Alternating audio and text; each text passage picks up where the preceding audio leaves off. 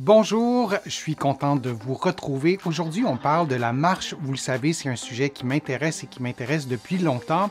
Mise en garde, les conseils que je vous donne aujourd'hui, vous le savez, ne remplacent pas ceux d'un professionnel de la santé. Vous allez trouver plusieurs des informations, des conseils que je vous donne aujourd'hui dans mon livre « Lève-toi et marche ». Vous allez le trouver ici au Québec et aussi de l'autre côté de l'Atlantique. Je vous mets le lien dans la description de cette vidéo-ci pour que vous le trouviez facilement. Je vous ai déjà parlé de certaines équivalences, mais je voulais y revenir. Alors, je vous présente ça de façon assez succincte et c'est relativement simple de le faire en gardant toujours en tête que ça dépend de plusieurs facteurs, de votre vitesse de marche, de votre taille, de la longueur de vos jambes, de la largeur de vos pas, de la longueur plutôt de vos pas. Donc, 0,8 km équivaut à environ, plus ou moins, 1000 pas. Alors ça, c'est une des équivalences.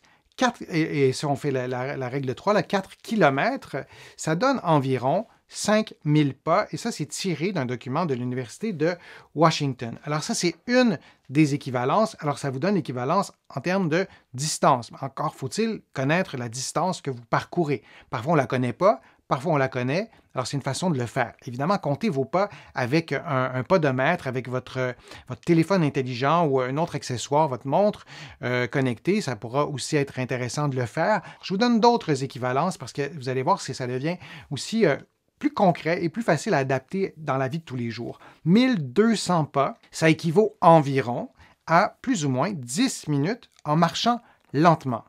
Et là, marcher lentement, j'aurais pu aussi vous donner plusieurs déclinaisons parce que plusieurs vitesses de marche, je l'ai écrit comme ça pour simplifier les choses.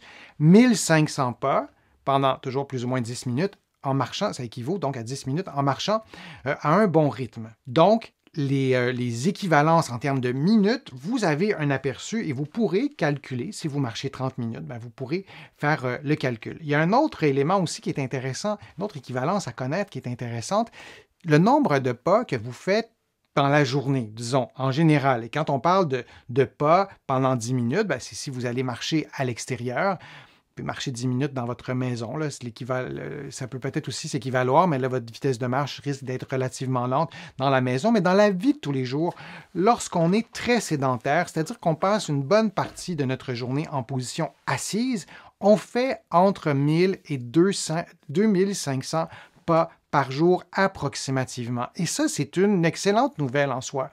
J'ai beaucoup de mes patients qui veulent perdre du poids. Alors, si ces personnes-là pèsent 75 kg, ils veulent perdre 1 kg, un deuxième kilo, un troisième kilo, et à chaque jour, on a l'impression qu'on doit refaire un effort, on repart presque à zéro. Les pas, lorsque vous voulez augmenter votre nombre de pas par jour, sachez que vous en faites déjà au moins 1000 à 2500.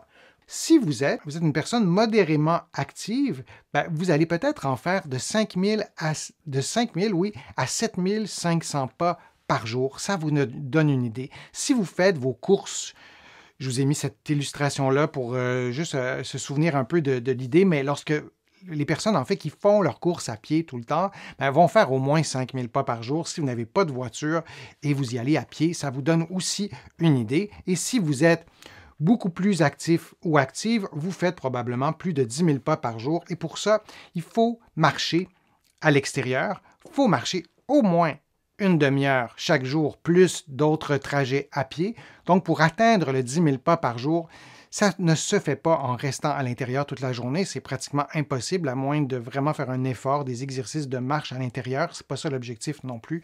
Et de s'exposer à la lumière aussi, il y a des bienfaits pour la santé physique et la santé mentale. Je vous en ai déjà parlé. Donc, ça vous donne une idée du 10 000 pas par jour.